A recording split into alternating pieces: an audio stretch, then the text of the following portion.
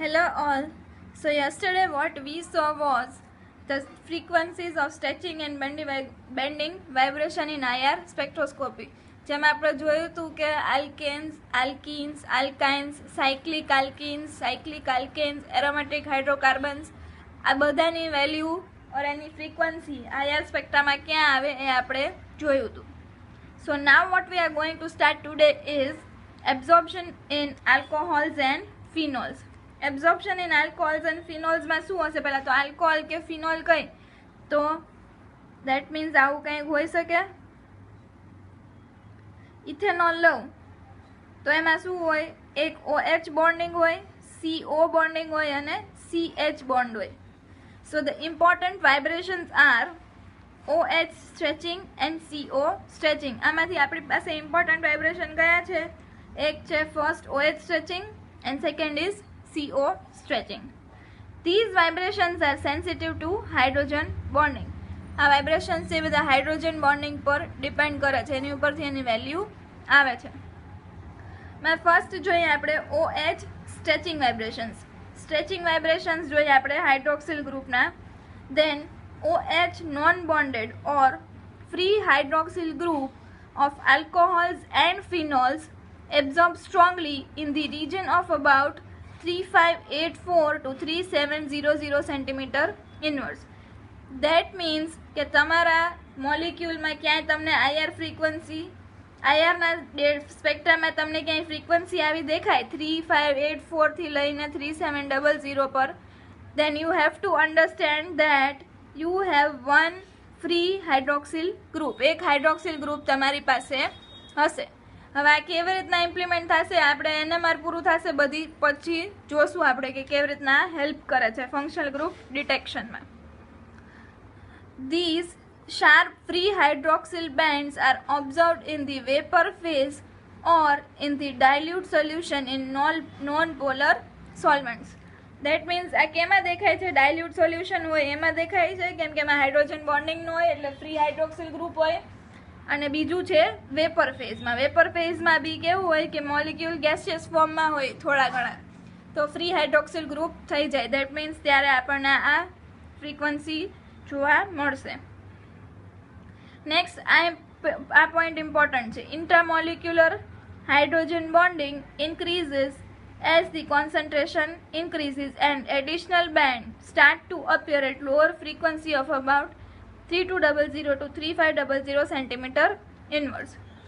હવે જેમ જેમ ઇન્ટરમોલિક્યુલર હાઇડ્રોજન બોન્ડિંગ થતું જાય તો શું થતું જાય? કોન્સન્ટ્રેશન વધારી આપણે તો ઇન્ટરમોલિક્યુલર હાઇડ્રોજન બોન્ડિંગ વધે અને એના લીધે શું થાય છે? એક એક્સ્ટ્રા બેન્ડ આવે છે, see additional band start to appear at lower frequency of about 3200 to 3500. That means 2 bands મળશે આપણને.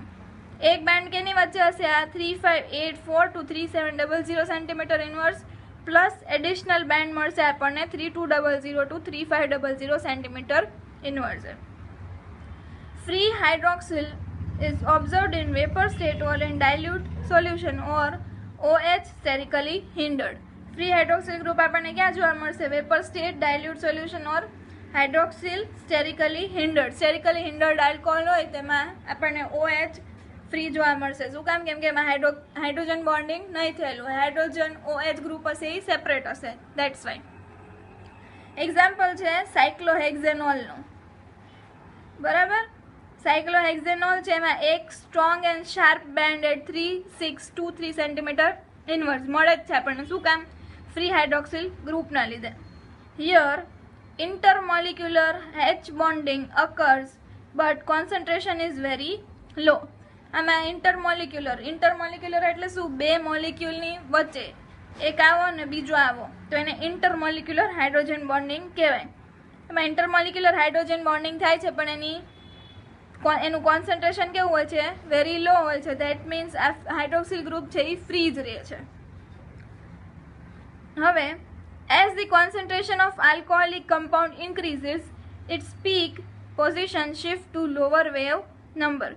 જેમ જેમ આપણે કોન્સન્ટ્રેશન ઇન્ક્રીઝ કરીએ કમ્પાઉન્ડમાં, કોનું આપણું જે સોલ્યુશન હોય એનું, તો શું થશે? Peak position will shift to lower wave number. Lower wave number તરફ જે પીક હશે એ શિફ્ટ થશે. શું કામ? કેમ કે એમાં હાઇડ્રોજન બોન્ડિંગ થતું હશે એટલે.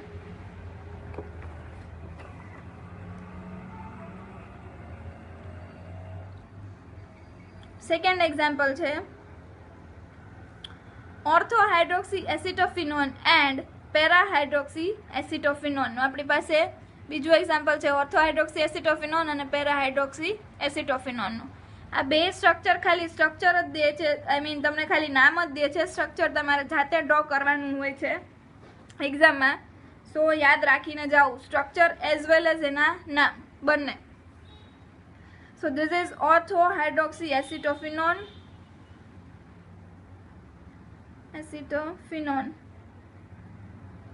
and the other one is para hydroxy acetophenone.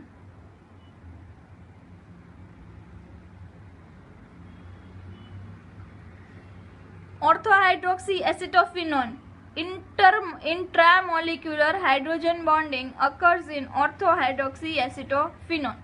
ઇન્ટ્રામોલિક્યુલર એટલે શું? એક જ મોલિક્યુલમાં તમને હાઇડ્રોજન બોન્ડિંગ જોવા મળશે. અહીંયા કોઈ બીજું મોલિક્યુલ બાજુમાં નહીં હોય કે તમને એની હારે, તો ઇન્ટર કહેવાય. એક જ મોલિક્યુલમાં જોવા મળે તો એને કહેવાય intra. Intramolecular hydrogen bonding occurs in ortho hydroxy acetophenone. That's why એનો કેવા પીક મળે છે? Broad peak or broad band મળે છે. ક્યાં મળે છે? 3077 સેન્ટીમીટર ઇનવર્સ. જેમ હાઇડ્રોજન બોન્ડિંગ થતું જાય એમ તમારી ફ્રીક્વન્સી છે ઓર વેવ નંબર છે એ લોવર થતું જાય, વધે નહીં. હવે આ છે પેરાહાઇડ્રોક્સી એસિટોફિનોન. પેરાહાઇડ્રોક્સી એસિટોફિનોનમાં intermolecular hydrogen bonding occurs between but concentration is very low. intermolecular hydrogen bonding થાય છે પણ એનું કોન્સન્ટ્રેશન છે એ બહુ લો હોય છે, એટલે આ હાઇડ્રોક્સિલ ગ્રુપને બહુ ઇફેક્ટ નથી કરતું. And that's why we get a frequency at 3600 centimeter inverse. Hence bands look as it is of free hydroxyl group. એટલે ફ્રી હાઇડ્રોક્સિલ ગ્રુપ જેવું જ બિહેવ કરે છે અને આપણને જે આપે છે એ ક્યાં આપે છે? સ્પેક્ટ્રા 3600 centimetre inverse. Next is CO stretching vibrations.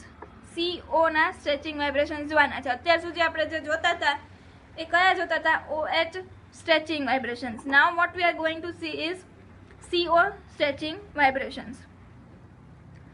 CO stretching vibration in alcohol and phenol are observed between 1000 to 1260 centimeter inverse. ક્યાં જોવા મળે છે આપણને પીક? 1000 to 1260 centimeter inverse આપણને પીક જોવા મળે છે. Alcoholic CO stretching. હવે આલ્કોહોલિક કાર્બોનિલ CO સ્ટ્રેચિંગ જોવા જઈએ તો ક્યાં છે? આલ્કોહોલ ટાઈપ અને absorption range. Saturated tertiary alcohol હોય કે સેકન્ડરી ઓર હાયર સિમેટ્રિકલ આલ્કોહોલ, આટલું બધું તમારે યાદ રાખવાની જરૂર નથી, બટ એકવાર જોઈ લેવું સારું. Absorption range is about 1124 to 1205 centimetre inverse. Second છે સેચ્યુરેટેડ સેકન્ડરી ઓર આલ્ફા અનસેચ્યુરેટેડ ઓર સાયક્લિક ટર્શરી આલ્કોહોલ હોય. આવા કોઈ આલ્કોહોલ દેખાય તમને? સેકન્ડરી હોય અને સેચ્યુરેટેડ હોય, અથવા તો આલ્ફા અનસેચ્યુરેટેડ હોય ઓર સાયક્લિક ટર્શરી હોય. સાયક્લિક હોય અને ટર્શરી હોય તો એની છે વેલ્યુ ક્યાં? એબ્ઝોર્પ્શન રેન્જ છે 1087 to 1124 સેન્ટીમીટર ઇનવર્સ. પછી સેકન્ડરી આલ્ફા અનસેચ્યુરેટેડ. સેકન્ડરી હોય આલ્ફા અનસેચ્યુરેટેડ હોય, અથવા તો સેકન્ડરી એ સાયક્લિક 5 મેમ્બર ઓર 6 મેમ્બર રિંગ હોય और સેચ્યુરેટેડ પ્રાઇમરી આલ્કોહોલ હોય તો 1050 to 1085 સેન્ટીમીટર ઇનવર્સે તમને એબ્ઝોર્પ્શન રેન્જ જોવા મળશે.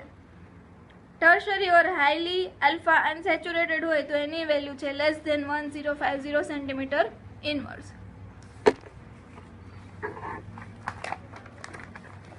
નેક્સ્ટ છે ફિનોલનું. Phenol shows CO stretching at 1220 centimeter inverse. CO stretching ક્યાં છે એનું? 1220 centimeter inverse. Unsaturation on adjacent carbons or a cyclic structure lowers the frequency of CO absorption. શું કહે છે? જો અનસેચ્યુરેશન આવે કોઈ ડબલ બોન્ડ કે ટ્રિપલ બોન્ડ એટલે અનસેચ્યુરેશન કહેવાય. અનસેચ્યુરેશન આવી જાય બાજુમાં ઓર એલ સાયક્લિક સ્ટ્રક્ચર આવી જાય તો જે CO એબ્ઝોર્પ્શનની ફ્રીક્વન્સી હોય એમાં ઘટાડો આવી જાય. Like 1100 to 1070 centimetre inverse. 1100 હોય એમાંથી કેટલું થઈ ગયું 1070 સેન્ટીમીટર ઇનવર્સ. આ કેવું છે? સાયક્લિક હતું. આ છે અનસેચ્યુરેટેડ. અનસેચ્યુરેટેડ હોય તો 1100 આવતું એને બદલે ક્યાં વયું જાય છે? 1070 centimetre inverse. This is also unsaturated. આમાં પણ કેવું છે? 1100 નું ક્યાં વયું જાય છે? 1060 સેન્ટીમીટર ઇનવર્સ. પછી અનસેચ્યુરેટેડ છે પણ આ કેવું છે? ટ્રિપલ બોન્ડ વાળું. તો એમાં કેટલું છે? 1050 છે એને બદલે કેટલું થઈ જાય છે? 1017 સેન્ટીમીટર ઇનવર્સ. અને આ છે બેન્ઝાઇલ આલ્કોહોલ. બેન્ઝાઇલ આલ્કોહોલનું જોવા જાય તો 1050 માંથી કેટલું થઈ જાય છે? 1030 સેન્ટીમીટર ઇનવર્સ. હવે પહેલા જે જોયા હતા આપણે હાઇડ્રોક્સિલ ગ્રુપના સ્ટ્રેચિંગ વાઇબ્રેશન જોયા હતા. નાઉ what we are going to see is OH bending vibration. હવે બેન્ડિંગ વાઇબ્રેશનની વાત કરવાની છે આપણે. The OH in plane bending vibration occurs in the region of about 1330 to 1420 centimeter inverse. Hydroxyl group છે નું in plane bending vibration. એક out of plane હતા બે અને બે ઇન પ્લેન હતા. કયા કયા? સિઝરિંગ અને રોકિંગ. આ બે છે એ ઇન પ્લેન છે અને વેગિંગ અને ટ્વિસ્ટિંગ છે એ આઉટ ઓફ પ્લેન છે. So in hydroxyl, the hydroxyl in plane bending vibration occurs in the region of about 1330 to 1420 centimeter inverse. એટલે કે આ બેન્ડિંગ વાઇબ્રેશનમાં સિઝરિંગ અને રોકિંગનો ગમે એક વાઇબ્રેશન હોય તો એ ક્યાં બતાવે છે? 1330 to 1420 એની એબ્ઝોર્પ્શન રેન્જ છે. The hydroxyl OH in out of plane vibration, આ છે out of plane vibration, is in the region of about 650 to 769 centimeter inverse. એક ઇન પ્લેન છે એક આઉટ ઓફ પ્લેન છે. આઉટ ઓફ પ્લેન વાળું છે એ ક્યાં બતાવે છે? એબ્ઝોર્પ્શન રેન્જ એની કઈ છે? 650 to 769 સેન્ટીમીટર ઇનવર્સ. નેક્સ્ટ છે એબ્ઝોર્પ્શન ઇન કીટોન્સ. પહેલા જોયું હતું આપણે, હમણાં જે જોતા હતા આલ્કોહોલ્સ અને ફિનોલ્સનું હતું. Now what we are going to see is of કીટોન્સ.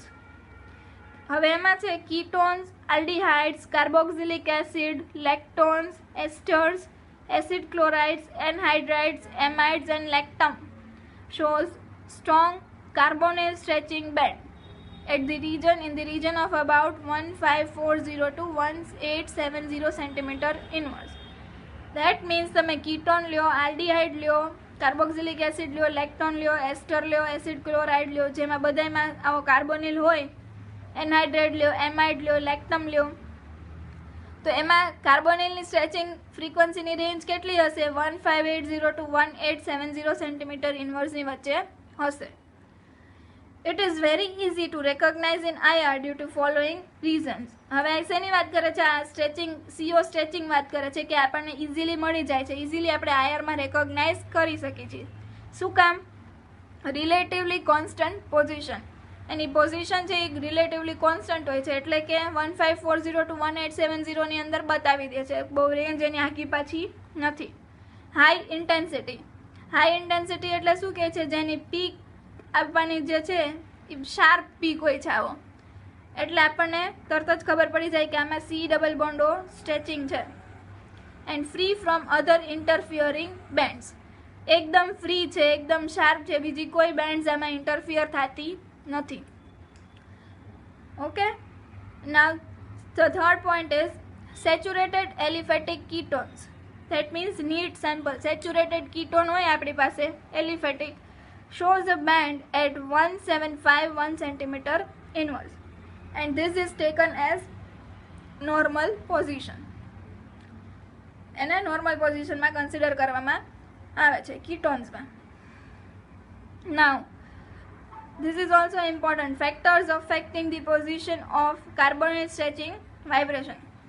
કયા કયા ફેક્ટર્સ અફેક્ટ કરતા હશે કાર્બોનિલ સ્ટ્રેચિંગ વાઇબ્રેશન છે એમાં? એની ફ્રીક્વન્સી ઓર વેવ નંબરને ઇન્ક્રીઝ ઓર ડિક્રીઝ કરવા. તો ફર્સ્ટ છે એનું ફિઝિકલ સ્ટેટ. સેકન્ડ છે Electronic and mass effect of neighboring substituents. Electronic effect or mass effect of neighboring substituent. આગળ આવશે ઇલેક્ટ્રોનિક એન્ડ માસ ઇફેક્ટ એટલે શું છે. ઇન્ડક્ટિવ ઇફેક્ટ કે રેઝોનેટિંગ ઇફેક્ટ છે એને કહેવાય ઇલેક્ટ્રોનિક ઓર માસ ઇફેક્ટ. થર્ડ છે કોન્જુગેશન. ફોર્થ છે હાઇડ્રોજન બોન્ડિંગ. એમાં શું છે inter and intra molecular hydrogen bond. And fifth is ring strain. આ પાંચે પાંચ ફેક્ટર્સ આપણે ડિસ્કસ કરવાના છે.